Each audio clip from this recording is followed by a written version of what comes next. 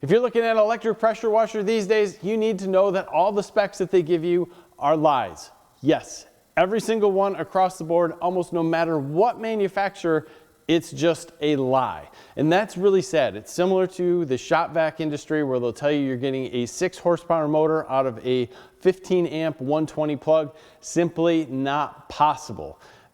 Another lie.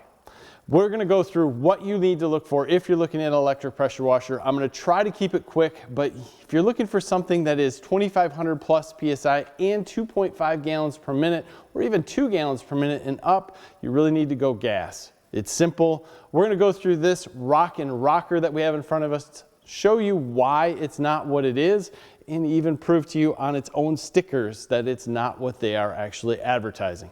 Stay tuned.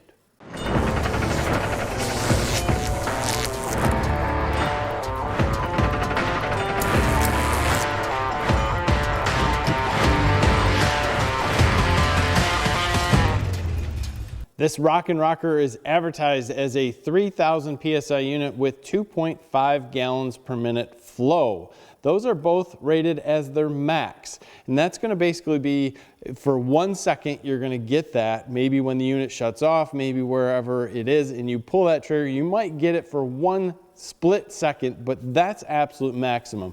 The rated flow at 2 gallons per minute, guess what? That's probably unrealistic and is going to be with a soap nozzle. Who cares how much gallons per minute you get with a soap nozzle? You put a 0 degree tip on this, you're going to be lucky to get 1.1 to 1.2 gallons per minute.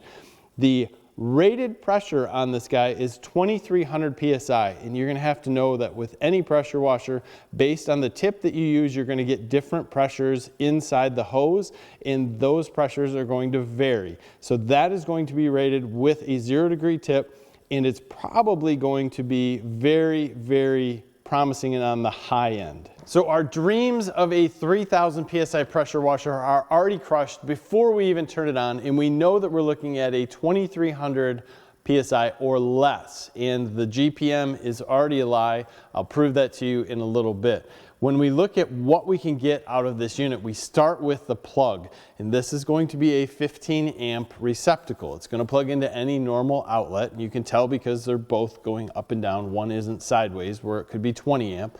So we can do the math on that. The most we can get, 120 volts, 15 amps. Multiply those together, you get 1,800. That's going to be 1,800 watts. The most that this could put out, if it was 100% efficient, absolutely 100% efficient, is a little over 2 horsepower, which is not possible. You're not going to get a perfectly efficient unit. So once you put in some efficiencies and go down, you're less than 2 horsepower out of this unit. And when you really look at anything gas, how in the world are they getting 2,500 PSI, 2.5 gallons per minute, but having to use a 5 horsepower or something like that gas motor?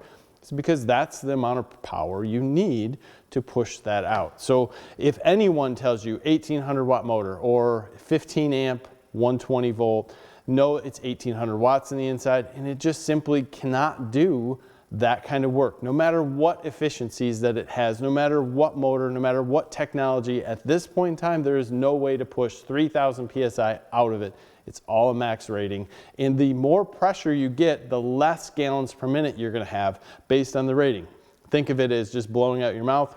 You can blow a lot. Put a straw in there. You're going to increase the pressure going through the straw and reduce the amount that is going out. Same thing happens here with water. The 0 degree tip is going to give you the most pressure, and that pressure is going to be backed up in the hose, and it's going to be trying to push it out, but that's where all the pressure lies, and pressure ratings are based off of the back of this right off the pump. Now let me show you what else you don't want. If you're still into the electric pressure washer, knowing you're going to get less PSI, less GPM, and I'll tell you, some people don't need it. If you're just using it for cars or light stuff, you don't have to get something that's too crazy, but stay away from these style of hoses. First, you'll never get a nice hose like this, never. They are basically a PVC hose. As soon as you put pressure on them, they stay wound up in this coil.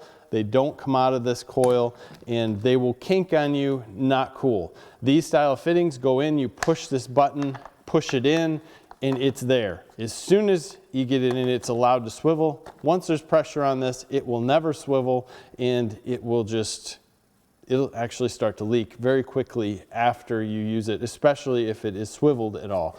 Just not the kind of connection that you want, not easy to put on or remove. And the second side of the connection that connects to the pump is the same thing. It's an O-ring. It goes into this pump. This pump is actually loose. You can move it up and down, which kind of scares me a little bit, but then you'd screw it in tight. This actually normally doesn't leak because it doesn't move, which is great, but you can never replace this hose with something of any quality. What you want to look for is a quick disconnect hose, something that you can find easily. These are standard quick disconnects. They work quite well. This is going to go into your nozzle. This is going to go into your pump.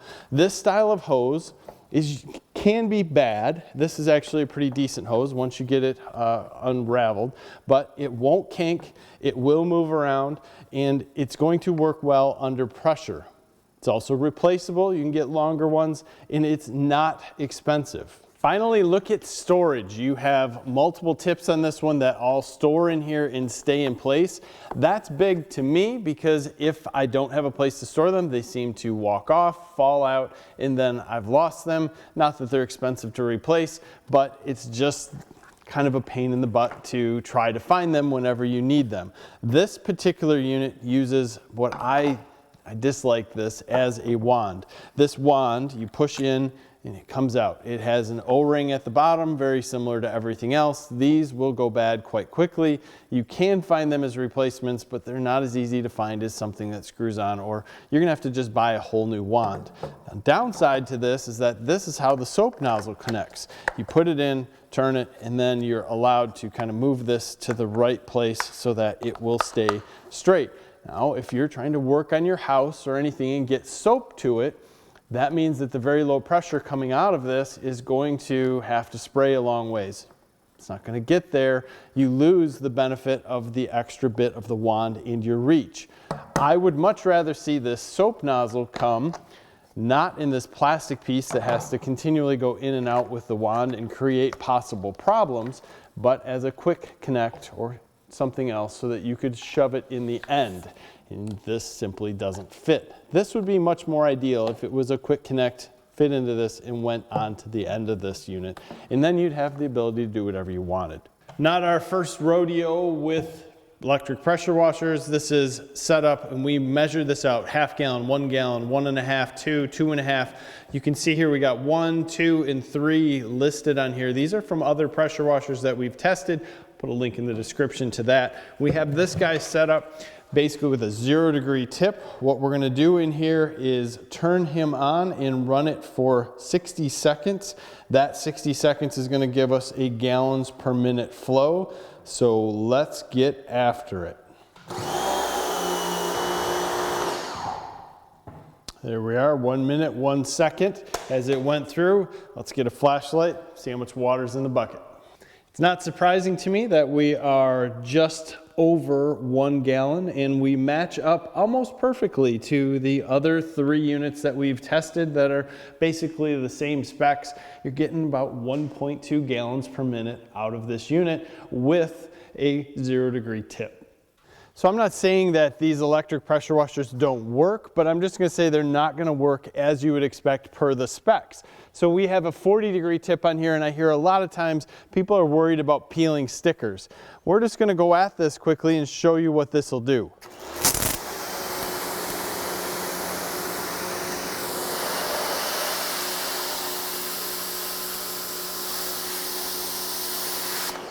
This 40-degree tip will do nothing to the stickers, and it's really not giving you much pressure at all, and it's not going to do anything for cleaning either. Here's a 25-degree tip.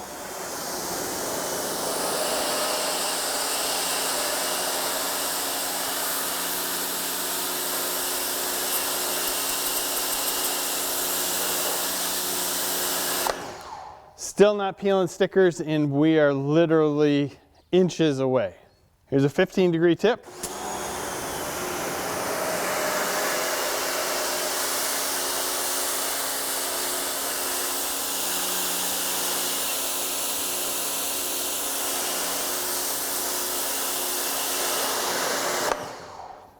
not peeling stickers, and we're an inch away.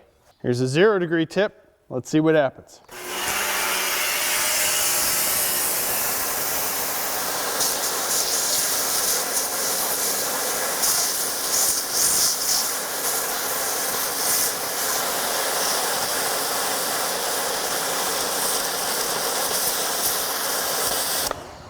So we're able to peel the clear off the sticker on the top, but we're really not able to get much else off this sticker.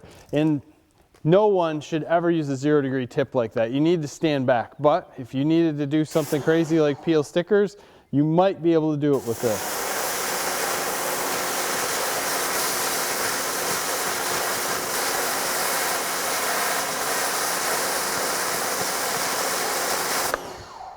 But you see how slow I have to go to get that to happen?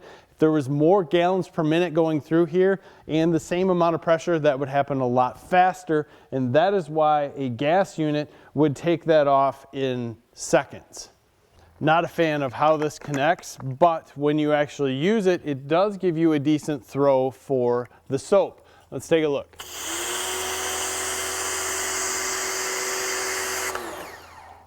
So we're approximately 3.5 feet wide. When we're back a ways, maybe 8 feet away. And it's going to allow us to get a decent amount of soap out here. But you can also see how much water is coming out of it. And for the little bit that we've used it, we're already about half full on the soap.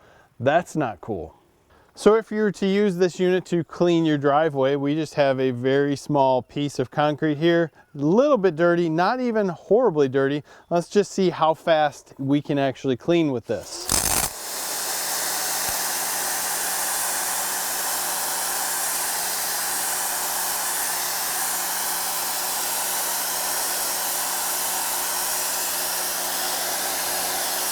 And you notice how far away we are. If we were back here, nothing's going to get clean. We have to get right up within 4 inches of it.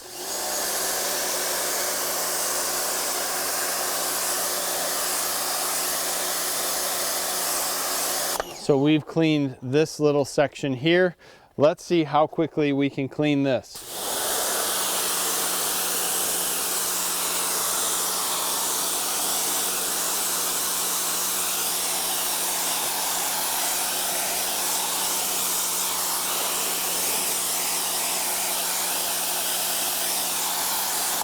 Not bad for what we're looking at, but we still have some stains that are left in the concrete. If we want to do the whole thing, it's going to take us a little bit, but it definitely is possible.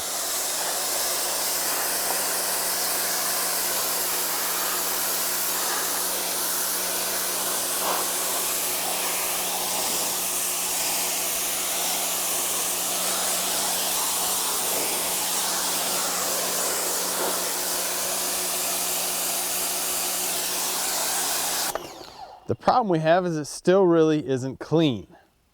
Definitely don't do this. Definitely don't do this with a gas pressure washer, but let's check it out.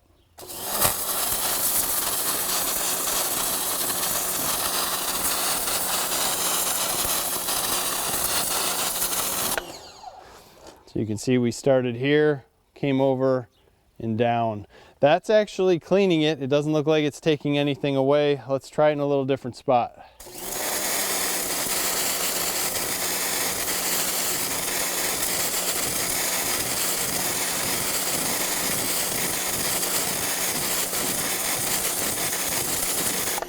I think at this point you're able to see that we're actually cleaning the concrete in that area.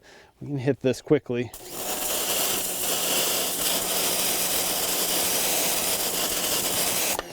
So we're taking a line through that piece.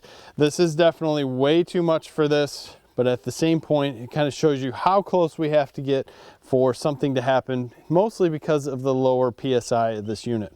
So as you can see, it works, but it doesn't work as advertised. And if it had more standard fittings, we'd put our pressure gauge on this, and I can show you that it is nowhere near the pressures that it's actually even saying is working pressure.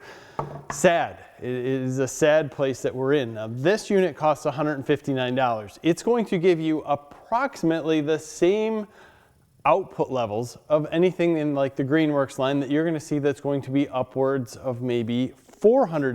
Greenworks has the same 3,000 PSI. I think they're at 2.5, maybe even 3 gallon per minute is what they're advertising. And it is simply nowhere near there. And it matches up with this spec once you put a 0 degree tip on it. I'll put a video in the bottom that another gentleman did a very great job on going over all the specs. And because Greenworks is a little bit more expensive, you're getting some different parts. You're able to use a pressure gauge on it because it does have quick connects. You're getting a little bit better hose. You're getting a little bit probably better motor. You're getting a little bit more efficiency. You're getting a lot of things with it, but you're still not getting all the performance that you're going to want if you really want 3,000 PSI or even 2,500 PSI and anything around 2 gallons per minute. You have to go with gas. Sorry to break that to you, and I know it sucks because these are so easy to pull out, and with a little bit of maintenance, a little pump saver after you're done using them, these will work for a fairly long time if you get a good one. I wouldn't suggest the Amazon ones because most of the time these will last 3-4 uses and they're done. Sad, but true. You get what you pay for, and that's why these are overly cheap. And realistically, I always suggest if you're buying an electric pressure washer to buy it locally to a place you can return it to again. So Home Depot, Ace, Lowe's, any of those places that sell them, you get a decent warranty with it. You can always take it back and drop it off and say, hey, give me my money back or exchange it, because these will break. They don't last forever. Even if you pay for one with a lot of money, a lot of accessories, they're not going to be a 3 or 5 year unit. Just don't work that way for some reason. It is what it is. Comments, always love to hear the comments and questions. I'll do my best to answer anything like that below. Thank you for your time. Have a great day.